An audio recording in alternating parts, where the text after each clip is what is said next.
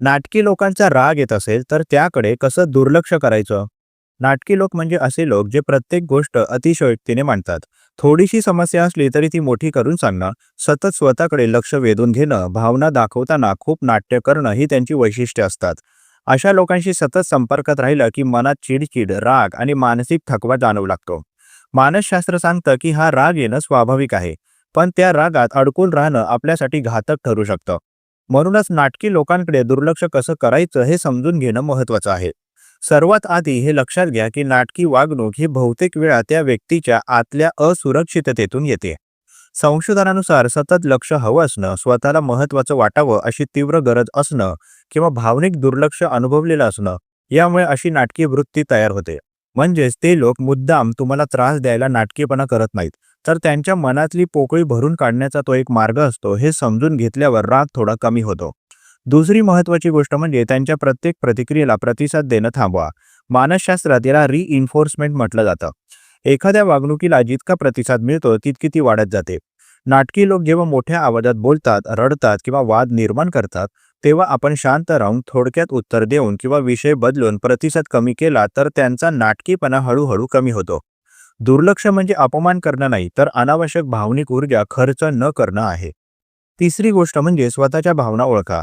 नाटकी लोकांचा राग का येतो हे स्वतःला विचारा. कदाचित त्यांच्या वागणुकीमुळे तुम्हाला स्वतःचं महत्त्व कमी वाटत असेल किंवा सततच्या तणावामुळे तुम्ही आधीच थकलेले असाल. मानसशास्त्र सांगतं की जेव्हा आपली मानसिक क्षमता कमी असते तेव्हा इतरांच्या वागणुकीचा परिणाम जास्त होतो. म्हणून स्वतःची झोप, विश्रांती, मानसिक आरोग्य याकडे लक्ष दिलं तर अशा लोकांचा राग कमी जाणवतो. चौथी पायरी म्हणजे स्पष्ट मानसिक सीमा ठरवणं. नाटकी लोक बहुतेक वेळा इतरांच्या सीमांचा आदर करत नाहीत. ते त्यांच्या समस्या तुमच्यावर लादतात, तुमची वेळ आणि ऊर्जा घेतात. संशोधनानुसार बाउंड्रीज ठरवल्याने मानसिक तणाव कमी होतो. उदाहरणार्थ, प्रत्येक वेळी त्यांच्या तक्रारी ऐकण्याची गरज नाही. योग्य वेळी योग्य शब्दात आता मला वेळ नाही किंवा यावर नंतर बोलू असं सांगणं हे स्वार्थीपणाचं लक्षण नाही, तर मानसिक आरोग्याची काळजी आहे. पाचवी गोष्ट म्हणजे अपेक्षा कमी ठेवा. नाटकी लोक अचानक बदलतील, समजून घेतील, शांत होतील अशी अपेक्षा ठेवली तर निराशा वाढते. मानसशास्त्र सांगतं की लोकांचा स्वभाव लगेच बदलत नाही. त्यामुळे हे लोक असेच आहेत हे स्वीकाराची भूमिका घेतली तर रागाची तीव्रता कमी होते. स्वीकार म्हणजे समर्थन नव्हे, तर वास्तव ओळखणं आहे. सहावी पद्धत म्हणजे लक्ष स्वतःकडे वळवणं. नाटकी लोक सतत बाहेरचं लक्ष खेचतात, पण आपण आतल्या जगाकडे लक्ष दिलं तर त्यांचा प्रभाव कमी होतो. ध्यान, श्वसनाचे व्यायाम, लिहिण्याची सवय, चालणं किंवा आवडती कामं करणं यामुळे मेंदू शांत होतो. संशोधनानुसार जे लोक स्वतःशी चांगलं नातं ठेवतात ते इतरांच्या नकारात्मक वागणुकीने कमी प्रभावित होतात.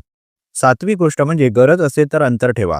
प्रत्येक नातं टिकवायलाच हवं असं नाही. सतत मानसिक त्रास देणाऱ्या व्यक्तीपासून थोडं अंतर ठेवणं हे पळ काढणं नसून स्वतःची रक्षा आहे.